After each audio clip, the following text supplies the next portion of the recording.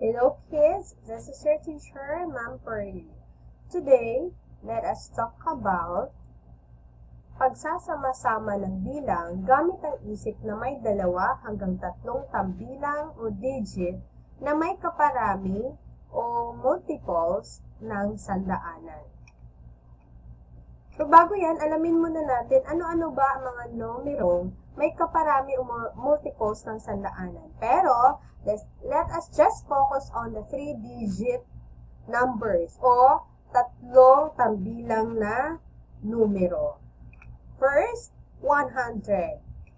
Then, 200, 300, 400, 500, 600, 700, 800, and then 900. Hanggang 3 digit lang tayo.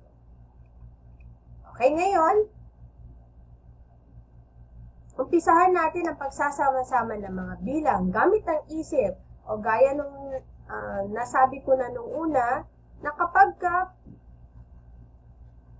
pagsama-samahin natin ang bilang gamit ang isip lamang, ay gagawin natin ito mula sa kaliwa pa kanan. Halimbawa, kapag meron tayong 300 plus 110, so, isusulat muna natin ang mga addends ng patayo in this way. So, 300 plus 110, una natin gagawin ay i-add natin, pagsama-samahin natin ang mga tambilang o digit na nasa kaliwa. And that is 3 at saka 1. So, 3 plus 1 equals 4. So, ang magiging addends natin, so, ilalagay sa isip, magiging 400 plus 10. So, next, 400 plus 10 is 410. That is our sum now. Okay, let's have another example. Okay, so our answer is 410. Next, what if we have 500 plus 30? First, let us write the numbers o isulat natin ang mga addends ng patayo. So, una natin gagawin, pagsama-samahin natin ang mga digit o tambilang na nasa kaliwa. Mula kaliwa pa kanan. Bakit 50 plus 3? Tandaan nyo, yung unang addends natin ay mayroong 3 digits. Yung sa pangalawang addend ay 2 digits lang. So, kailangan pagsama-samahin natin ang mga digits na nasa kaliwa. So, kaya ang gagawin natin, 50, dahil isasama natin ang 0 na nasa tens. Kasi yan po ay aligned o katapat ng tens dito sa pangalawang addend.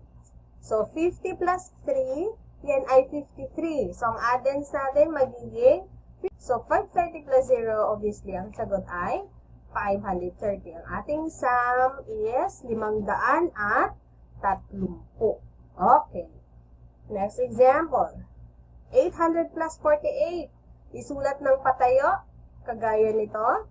And then, pagsama-samahin ng 80 plus 4, so that is 84.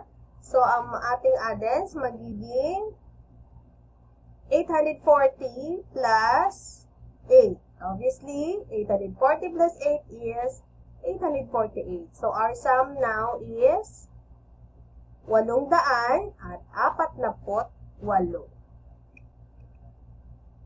Next, number 4, 400 plus 35. So, 3 tambilang plus 3 tambilang, 3-digit numbers.